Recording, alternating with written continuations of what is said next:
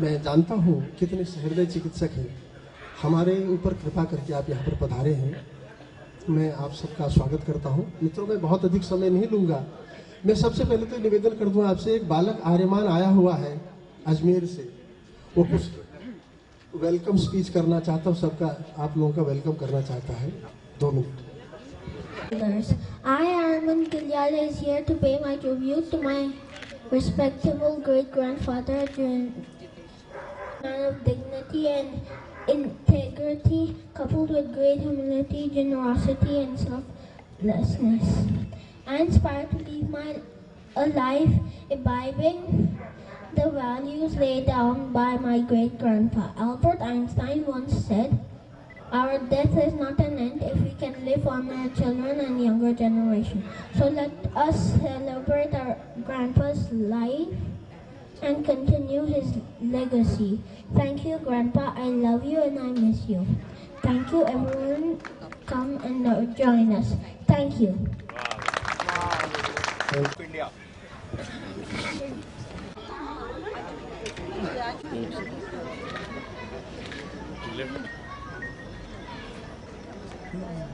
आप दूसरा भी दीजिए, दूसरा भी करिए आप भी।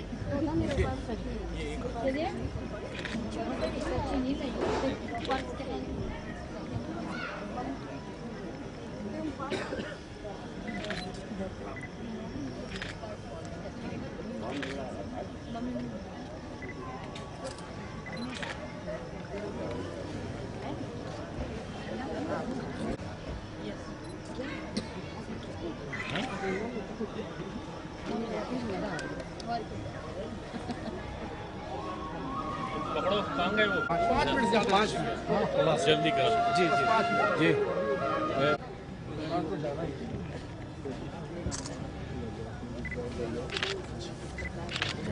अब संचालन कर दीजिए। देखिए हो गई हो इसको उधर करा, किसका देखो।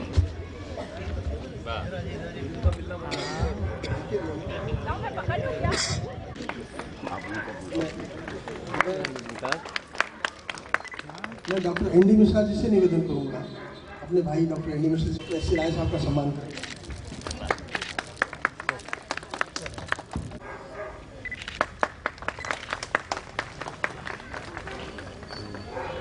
भाई राजमणि जी बुके प्रदान करके माननीय मेयर साहब का सम्मान करेंगे।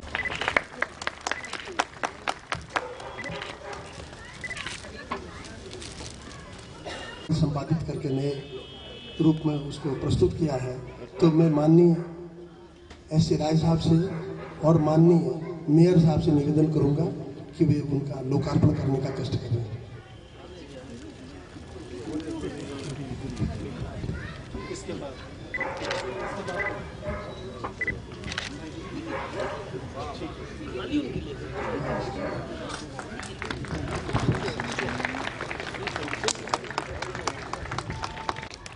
लेखों का संकलन है जो हम लोगों ने इस अवसर पर, इस शताब्दी समारोह पर संकलित किया है। और डॉक्टर एस राय साहब को, हमारे पूर्व मेयर पद्मश्री एस राय साहब किताबें उनको अंगवस्त्र प्रदान करेंगे। इसमें तदरीस मिल जाएगी।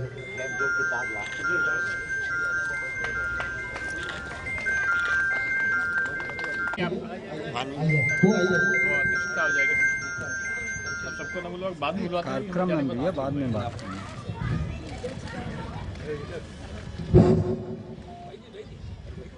मेरा परम सौभाग्य है कि आज मुझे बोलने का अवसर प्राप्त हुआ। ये बात सन 73-74 के दशक की है, जिसमें विष्णु इंटर कॉलेज में मैं छात्र था। गुरुदेव, मैं संस्कृत का छात्र रहा। एक संयोग से अतुल जी से भेंट हमारी हो गई एक सत्संग में, और अतुल जी गुरुदेव से विरचित एक पुस्तक थी, उसको देख रहे थे। मैंने कहा कि गुरुदेव का चरित्र है, गुरुदेव का चित्र है। और मैं जिज्ञासावश आपके पास गया और गुरुदेव का चित्र देखा। मेरी आंखों में आंसू आ गए कि आज 40-42 साल बाद गुरुदेव का संस्मरण हुआ। गुरुदेव जी संस्कृत के उद्भट विद्वान थे। उसका एक उदाहरण देता हूं। गुरुदेव ने हम लोग को सिखाया कि महापुरुषों के लिए जो है बहुवचन का प्रयोग करना चाहिए। संस्कृत में भगवान भवंतो आ गई थी गंगा जी के तट पर ऋषिकेश में इसका प्रयोग किया और भगवान शंकराचार्य जी ने उसको बुलाकर आशीर्वाद दिया। पूछा कि तुमको ये शब्द कहां से मिला? तुमने कहा जब मैं छात्र जीवन में था तो पूज्य गुरुदेव परम श्रद्धेय डॉक्टर भारती जी ने मुझे सिखाया था। वो क्या बात था? शंकराचार्य ने प्रश्न किया, वर्तमान से बहवः कथाकाराः सन्ति तदपि अस्माकं राष्ट्रस्य उत्थानं न भवति एतस्य किं कारणमस्ति ज्ञातुमिच्छामि। अस्मिन् सभायां अस्यां सभायां मैं खड़ा हुआ क्योंकि बात संस्कृत की थी। तान कुर्वन्तु तर्हि अहम् अस्मिन् विषये किञ्चित् कथयितुम् इच्छामि। अब हमने जब भवन्ता अनुमतिं प्रदानं कुर्वन्तु तर्हि अहमपि अस्मिन् विषये किञ्चित् कथयितुम् इच्छामि। यदि आप मुझको प्रदान करें, भगवान शंकराचार्य स्वामी निष्ठानंद सरस्वती ने मुझे बुलाया और कहा तुमने भगवान शब्द का प्रयोग क्यों नहीं किया, भवंता क्यों कहा? तो हमने कहा पूज्य गुरुदेव ने सिखाया था कि महापुरुषाणाम संबोधने सदैव बहुवचन शब्दम कुर्यात्। गुरुदेव भगवान की दूसरा संस्मरण, गुरुदेव जी में यह कला थी। रघुवंश महाकाव्य गुरुदेव की कृपा से पढ़ा, अभिज्ञान शाकुंतलम गुरुदेव की कृपा से पढ़ा। गुरुदेव जो पढ़ाते थे, गुरुदेव आशु कवि थे। जो भी बात कहते थे पहले उसका अन्वय करते थे, उसकी व्याख्या करते थे और उसके बाद उसका काव्य रूप देते थे। एक गीता के विषय पर बात चल रही थी, धर्म क्षेत्रे कुरुक्षेत्रे समवेतायुस्सवः मामकः पांडवश्चैव किं कुर्वः संजय।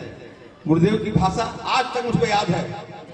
नृप पांड पुत्र सुपुत्र मम एकत्र तत्पर युद्ध में, उस युद्ध का वर्णन करो जो हो रहा कुरुभूमि में। सेना गठित बिहु से रचित कई भांति है संग्राम में, नेतृत्व किसका ठीक है कुरुभूमि के मैदान में। ये गुरुदेव जी की आस को। तीसरा संस्मरण, गुरुदेव की अटेंडेंस रजिस्टर से 30 रुपए एक ने गायब कर दिए। मैं उसका नाम ले लूंगा छात्र का, क्योंकि संसार में वो नहीं है।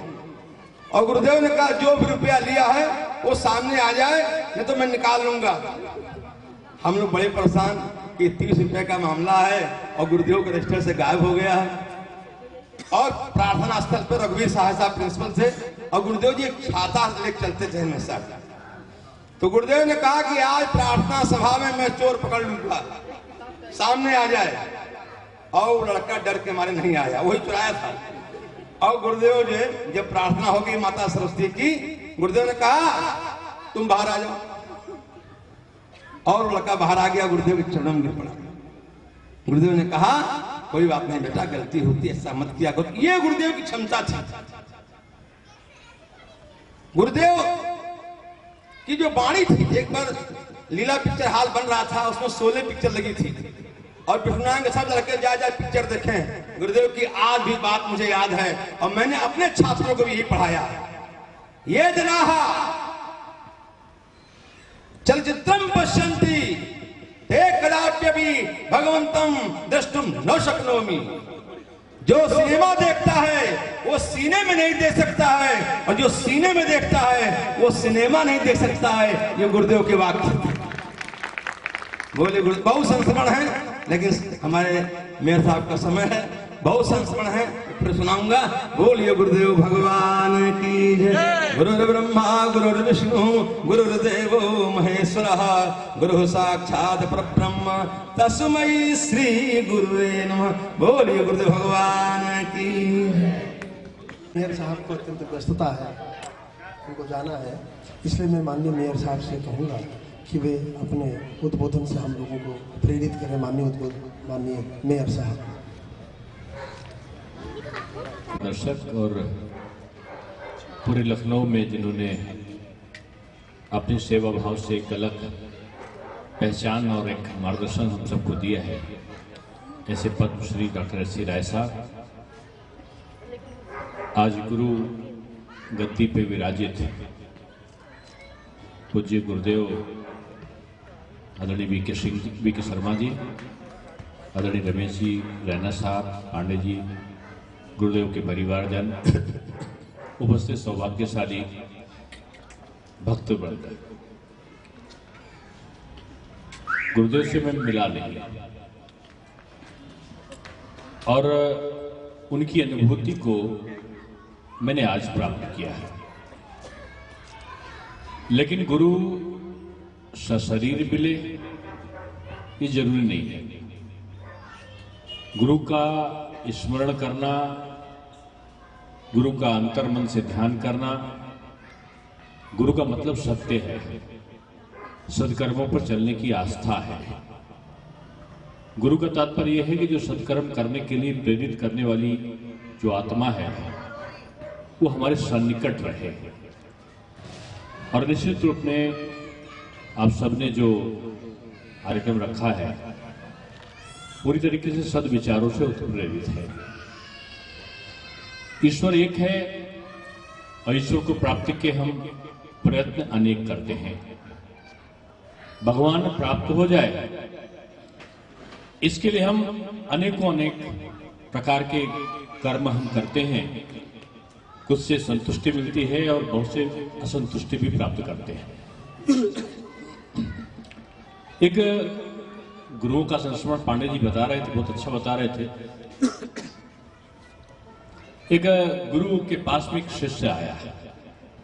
आने के बाद बोला, गुरुदेव गुरुदेव, गांव का एक किसान आया है। बोले क्या कहता है? बोले किसान कहता है कि गाय, आश्रम को गाय दे दो, बहुत दूध देती है गाय। गुरुदेव बोले अच्छा करा, चलो कम से कम दूध तो मिलेगा। किसान ने गाय दी, शिष्य ने गाय को रख लिया। 15-20 दिन के बाद फिर शिष्य दौड़ता हुआ आया। गुरुदेव गुरुदेव गजब हो गया। क्या हो गया? वो किसान आया है, क्या कहता है? कह रहा गाय वापस ले जाएंगे। बोले चलो अच्छा हुआ, कम से कम उसका गोबर तो नहीं उठाना पड़ेगा, उसको खाना तो नहीं खिलाना पड़ेगा। शिष्य चिल्ला पड़ा, बोला गुरुदेव जब गाय आई थी तब भी आप खुश थे और आप कह रहे थे चलो दूध तो मिलेगा। जब गाय जा रही तब भी आप खुश हो, कह रहे हो चलो गोबर तो उठाने से बचेंगे, चलो उसको गाय को चारा देने से तो बचेंगे। तो गुरु ने शिष्य से कहा यही तो हम सबकी प्रवृत्ति है।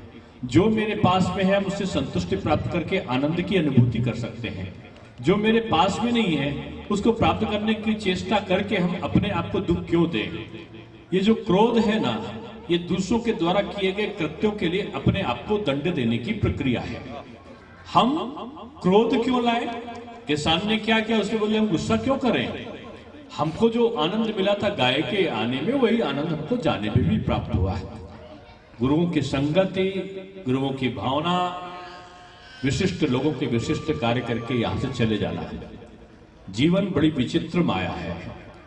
व्यक्ति जन्म लेता है, रोते रोते लेता है, जीवन जीता है शिकायत करते करते, मुझे ये नहीं मिला, मुझे वो नहीं मिला, मुझे वो मिल जाता, मैं कार से चल लेता, मैं बंगला ले लेता।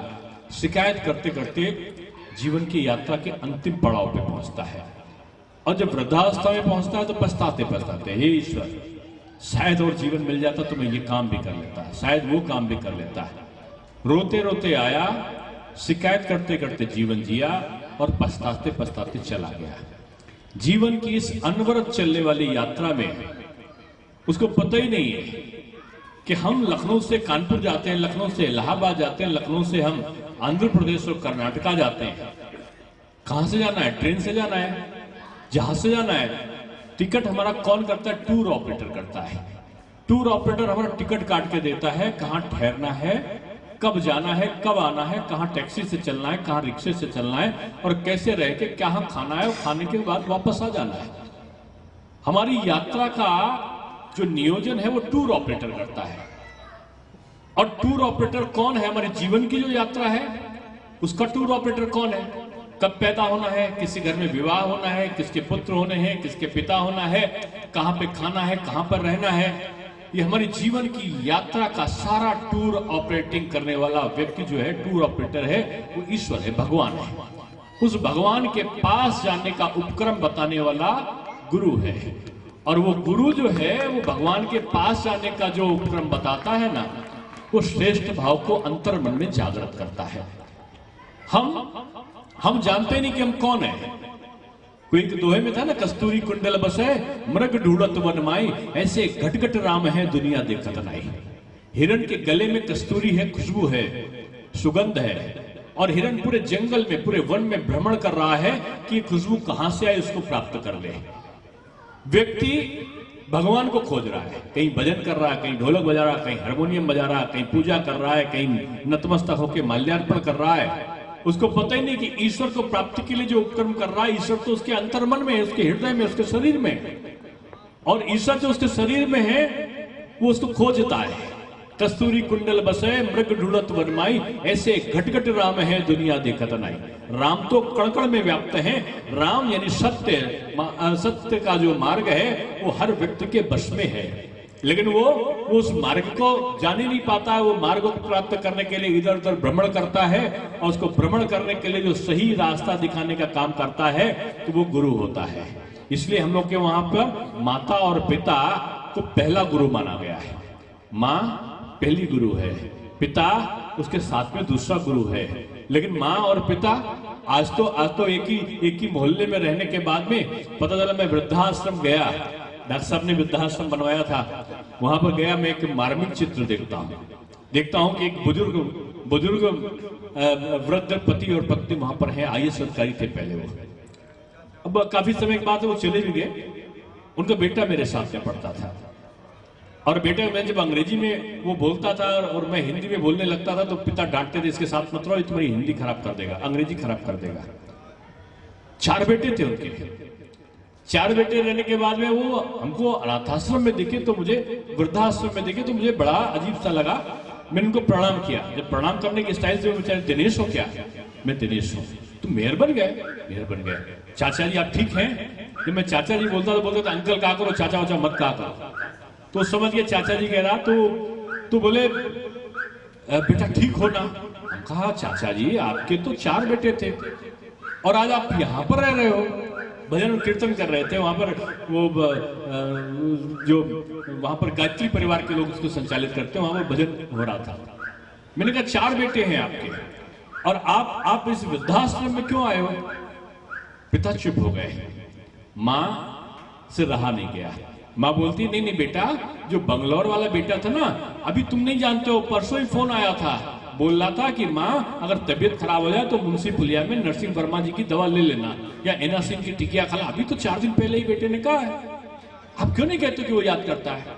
कहाँ है बेटे? एक बंगलौर में है, एक अमेरिका में है, एक दिल्ली में है, एक यहाँ गोमती नगर में रहता है। 4 बेटों को पाल सकते हैं, लेकिन 4 बेटा मिलकर एक माँ को नहीं पाल पाते। ये संस्कार, ये भारतीय दर्शन किसने दिया हमको? यही जो हमारी सात्विक प्रवृत्ति है उसका ना होना, घर के व्यवस्थाओं में ईश्वर के प्रति आस्था का ना होना। जब हम संस्कार डाल के, भारतीय संस्कार ना डाल के, हम वैदेशिक संस्कारों का पदार्पण अपने परिवार में कराते हैं, और उन संस्कारों में जो हमारे वहां प्रवृत्ति थी कि माता और पिता तो हमारे श्रेष्ठ है, गुरु हमारा, गुरु ब्रह्मा गुरु विष्णु गुरु देवो महेश्वरा होता था, कि गुरु और गोविंद दो खड़े काके लागो पाए, बलिहारी गुरु आपने गोविंद दियो बताए। ईश्वर को बताने वाला गुरु होता था, उसके श्री चरणों में पूरा जीवन व्यतीत हो जाता था उस देश में। माता और पिता, मैं सौभाग्यशाली हूँ, डॉक्टर साहब मेरे घर के पड़ोस में रहते थे, आज भी मैं अपने पिता का भाव इनके शरीर में देखता हूँ। और मैं पूरी जिंदगी, मुझे याद नहीं है, मैंने तो ईश्वर की प्राप्ति करी है। ईश्वर कौन? अपने माता पिता का स्नेह और प्यार। मैं जब उठता तो सुबह मुझे याद है, ये अम्मा का अपना चेहरा देखता था। पिताजी आके कहते थे क्यों सामने आके खड़े हो जाओ कोई और, तो नहीं कि माँ का चेहरा देखो, और दिन अच्छा जाता था। एक मानसिकता बन गई थी कि माँ का चेहरा देखोगे तो अच्छा हो जाएगा, किसी को गुरु मान लो। मैंने माँ को गुरु मान लिया। अब गुरु के लिए जरूरी नहीं है कि गुरु का बहुत बड़ा ज्ञान होगा। गुरु का मतलब है जिसमें आपकी श्रद्धा आपकी व्याप्त हो जाती है, और जिससे आप प्रेरणा लेकर काम करने की जो चेष्टा है आपके अंतर्मन में अपने आप से जागृत हो जाती है। और वो दिन होता था कि जब हम लोग निकलते थे, जिस दिन अम्मा का चेहरा नहीं देखो तो लगता था पूरा दिन खाली हो गया। माँ बोलती थी जब जहाज में भी जा रहे हो बेटा ठीक से बैठना, पूरी लेकर चले जाओ, खिड़की के किनारे नहीं बैठना, जल्दी आ जाना। माँ का जो टिप्स होता है ना, वो जिंदगी भर प्रेरणा मन में संचार करने वाला होता है। सड़क पर चल रहे, चलते चलते ठोकर लग गई तो मन में याद आता, अरे अम्मा क्या हो गया, अरे मम्मी क्या हो गई। और चल रहे सड़क पे बस आ गई और हम कुचलते कुचलते बच गए, तो मुंह से निकलता रही बाप रे क्या हो गया।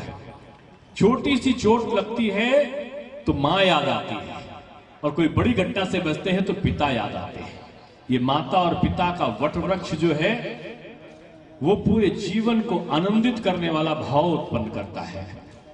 इसलिए जो परिवार में माता और पिता का सम्मान होता है वहां पर उनको ही अगर हम गुरु मान लेते हैं तो, या बाहर जो भी गुरु मानते हैं उनमें हम अपनी माता और पिता का भाव देखते हैं।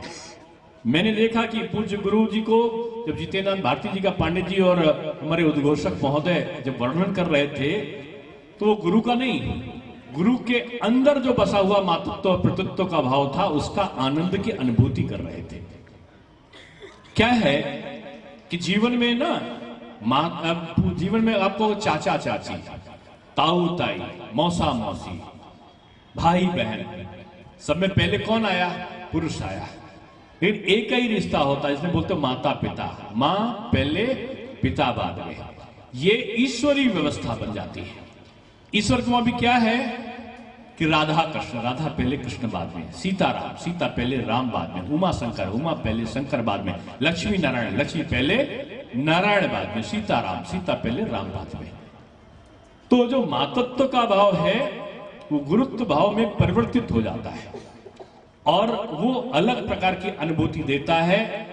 एक कार्यक्रम में मैं गया, कार्यक्रम में जैसे बहनें हमारी माताएं बैठी बाएं तरफ, इधर भी हालांकि कुछ मिक्सचर है लेकिन पुरुष ज्यादा इधर बैठे हैं। मैं कार्यक्रम में गया, बाबा रामदेव जी थे, उसमें मैं अध्यक्षता कर रहा था, मुख्य अतिथि। तब तक एक बहन खड़ी हो गई, बाबा ये बताओ कौन परिवार सुखी होता है? 4 साल पहले की घटना है, उसमें नया नया महापौर बना था, पहले टर्न में। तो बाबा ने मेरी तरफ देखा, बोले मैं तो गृहस्थी वाला हूं नहीं, मेयर साहब आप बताओ। मैंने कहा बाबा दुर्भाग्य से या सौभाग्य से मैं भी गृहस्थी वाला नहीं हूं। इसे पूछ लो कौन घर सुखी होता है। अब वो नई नई शादी हुई होगी तो बेटी तू बता कौन सा घर सुखी होता है? बोली बाबा वो घर सुखी होता है जहां केवल पत्नी की चलती है। तब तक एक नौजवान खड़ा हो गया, बोला झूठ बोलती है, वो घर सुखी होता है जहां केवल पति की चलती है। तब तक रैना साहब ऐसे बुजुर्ग व्यक्ति वहां पे मौजूद थे, बोले दोनों झूठ बोलते हैं। वो घर सुखी होता है जहां पति और पत्नी के साथ साथ घर के बड़ों की भी चलती है। मैंने कहा फिर मेरा नंबर आ गया। अब मेरा नंबर आया तो फिर बाबा बोले सही सही बता दो। मैंने कहा कुछ घर हो सकते हैं जहां पत्नी की चलती हो, सुखी हो सकते हैं। थोड़ा 19-20 होगा जहां पति की चलती हो, वो भी घर सुखी हो सकते हैं। वो बहुत से घर हैं जो सुखी हो सकते हैं जहां पति और पत्नी के साथ साथ बड़ों की भी चलती हो, सुखी हो सकते हैं। लेकिन वो सब घर सुखी हो सकते हैं जहां पति और पत्नी और बड़ों के साथ साथ भगवान की भी चलती हो, ईश्वर की भी चलती हो। ईश्वर में जो आस्था है वो गलत कामों को करने से रोकती है। ईश्वर की जो ईश्वर के प्रति आस्था रखता है वो सद विचारों की ओर अग्रसरित होता है।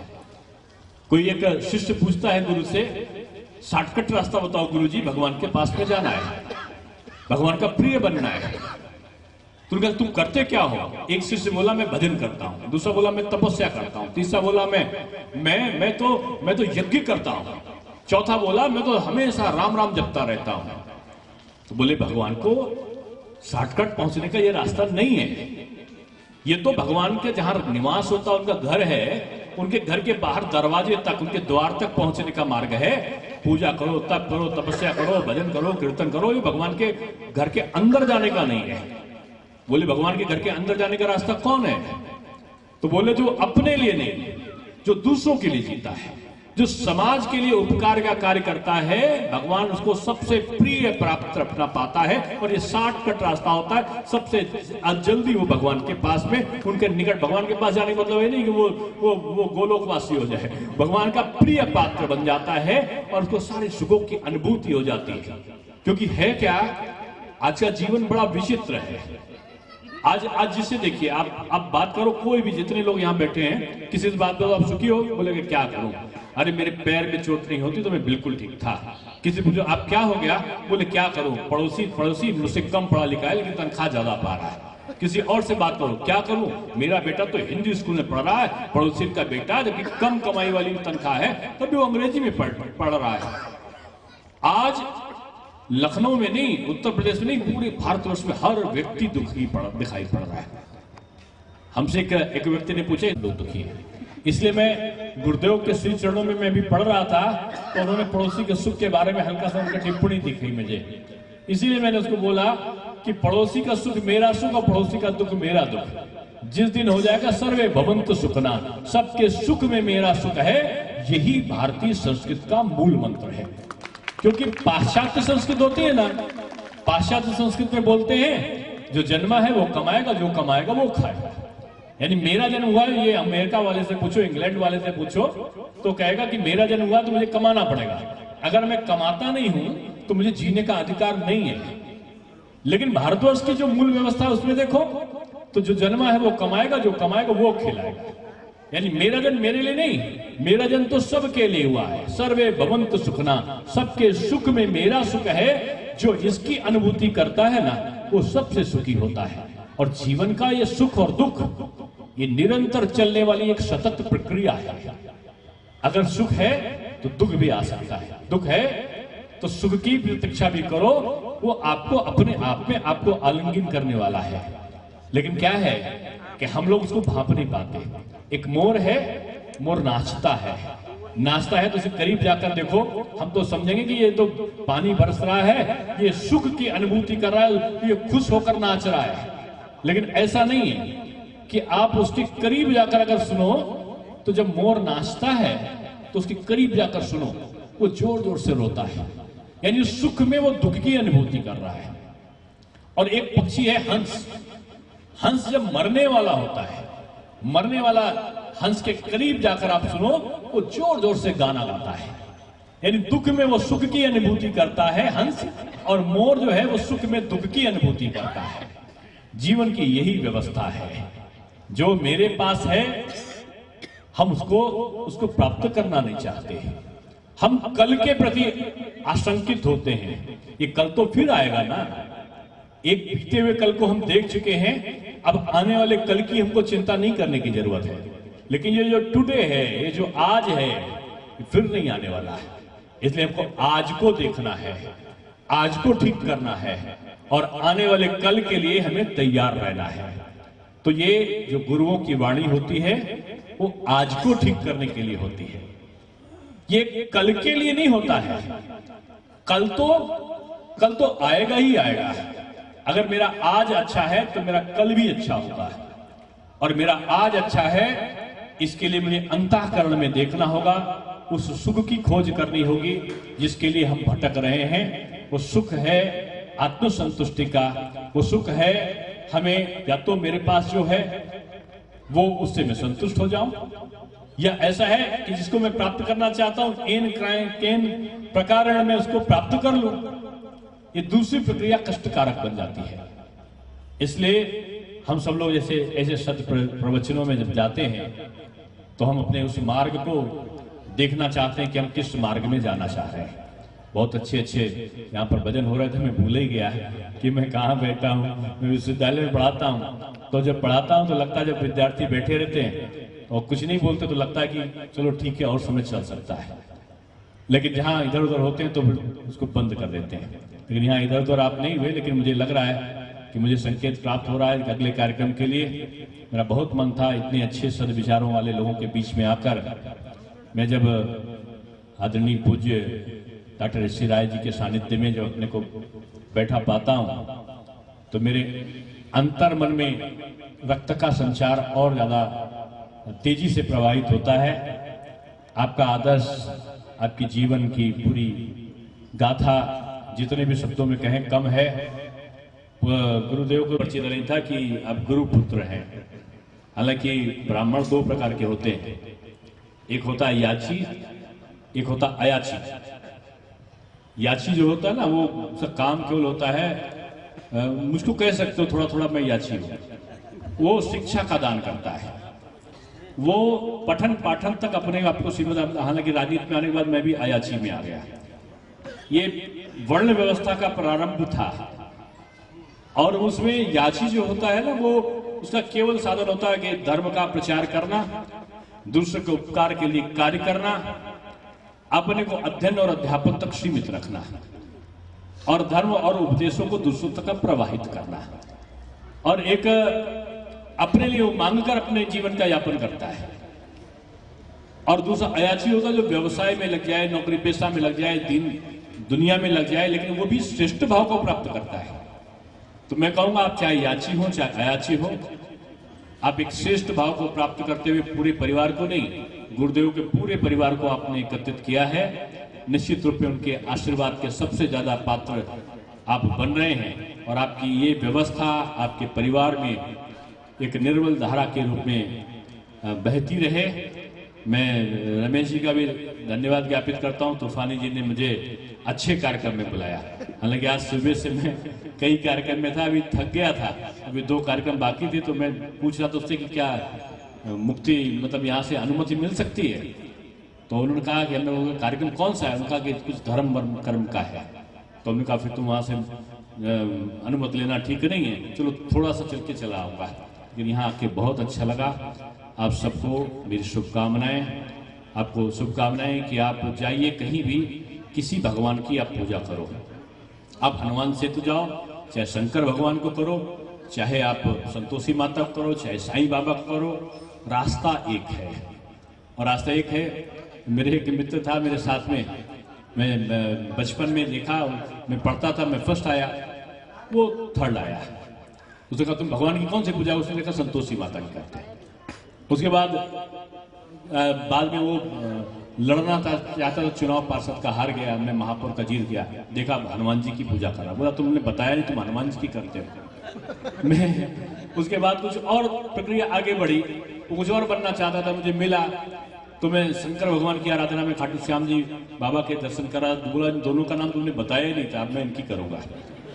भगवान नाम से प्राप्त नहीं होता। राजा ने एक बार अपने मंत्री से कहा, मंत्री तुम मुझे बता कि मुझे किस भगवान की पूजा करनी चाहिए जिससे मैं बहुत शक्तिशाली राजा बन जाऊं। उसने कहा राजन यहाँ पर जवाब नहीं दूंगा, आप नदी के किनारे चलो, मैं वहां चल के बताऊंगा किस भगवान की पूजा करने से सारे मनोरथ पूरे होते हैं और किस भगवान की पूजा करने सबसे शक्तिशाली बन सकते हो। राजा ने कहा यहाँ नहीं बता सकते। बोला नहीं, नदी के पास बताऊंगा। नदी नहीं, मैं उस किनारे पर जाकर आपको बताऊंगा। तो बोले क्या करना है मुझे? बोले नाव बुलाई। नाव आई। बोले नहीं ऐसी नाव नहीं, मुझे तो गोलाकार वाली नाव चाहिए। राजा ने गोलाकार नाव चाहिए। बोले नहीं नहीं, मुझे तो त्रिकोण आकृति वाली नाव चाहिए। राजा ने त्रिकोण आकृति बुलाया। बोले मुझे थोड़ा सा लंबी नाव चाहिए।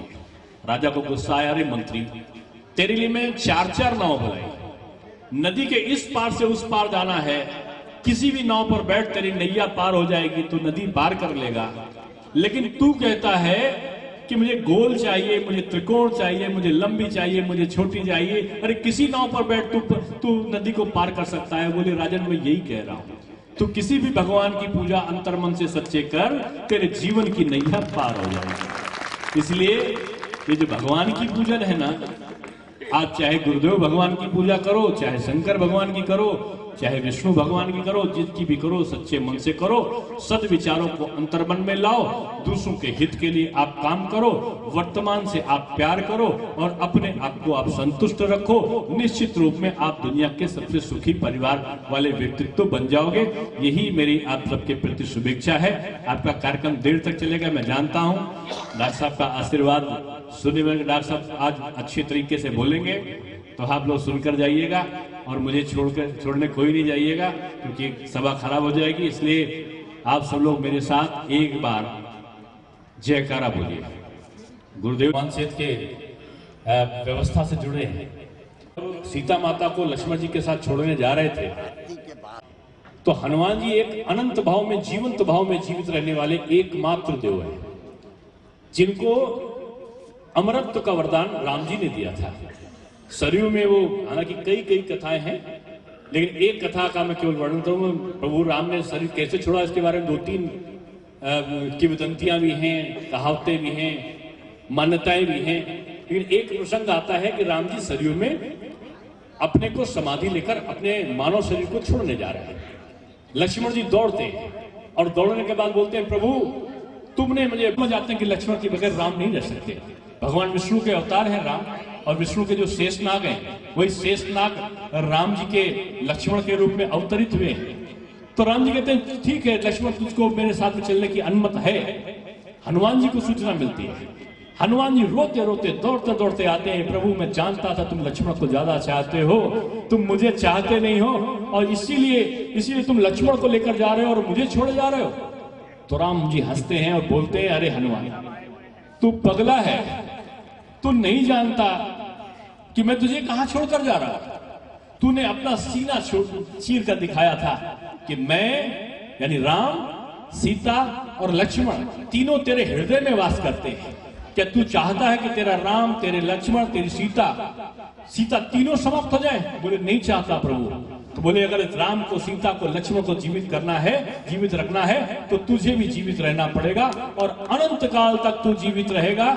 जब जब सत्य होगा, जब जब मर्यादा होगी, जब जब मेरी कथा का श्रवण होगा, जब जब ईश्वर का ध्यान होगा, तब बजरंग बली संकट मोचक हनुमान, तू जैसे मेरे संकट को तूने हरा था, वैसे मेरे भक्तों के संकटों को तू हरने के लिए अनंत काल तक इस पृथ्वी पर अमरत्व को प्राप्त कर तू यहाँ पर जीवंत भाव में रहेगा। तो बजरंग बली श्री हनुमान यहाँ पर जीवंत भाव में रहे।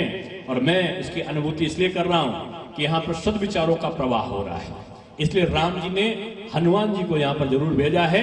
लेकिन हनुमान जी की जय हम लोग इसलिए नहीं बोल रहे पहले कि हनुमान जी नाराज हो जाते हैं जब तक उनके श्री राम की जय ना बोलो, तो राम करते हैं। और वैसे ही गणेश जी नाराज हो जाते हैं। भगवान शंकर ने जब गला काट के हाथी का गला उन पर रख दिया बालक गणेश पर, तो उनको कहा कि पहली जो पूजा गणेश जी करेगा उसके सारे संकट दूर हो जाएंगे। तब गणेश जी रोने लगे और उन्होंने कहा पिताजी आपने कैसे कह दिया, मैं तो माँ का भक्त हूं, अपनी माँ की पूजा पहले करता हूं और आपने मेरी पूजा का वरदान कैसे दे दिया। फिर गणेश जी ने बोला कि जो माँ की पूजा पहले करेगा और बाद में मेरी पूजा करेगा उसके सारे संकट हरेंगे। तो यहाँ बहनें जो बैठी वो जानती हैं कि जो सकट चौथ और करवा चौथ को हम लोग पूजा करते हैं तो गौरी गणेश की पूजा करते हैं, गौरी की पहले और गणेश की बाद में करते हैं, और शंकर भगवान की जय बाद में बोलते हैं। इसलिए आज मैं इसमें जय सबकी बुलवा कर जा रहा हूं। बोली गौरी माता की, गणेश भगवान की, बोले हर हर महादेव, बोले श्यावर रामचंद्र की, पवन सुत हनुमान की, बोलिए गुरुदेव महाराज की। बहुत बहुत अत्यंत आवश्यक कार्य से जा रहे हैं। बहुत बहुत हम आपके आभारी हैं।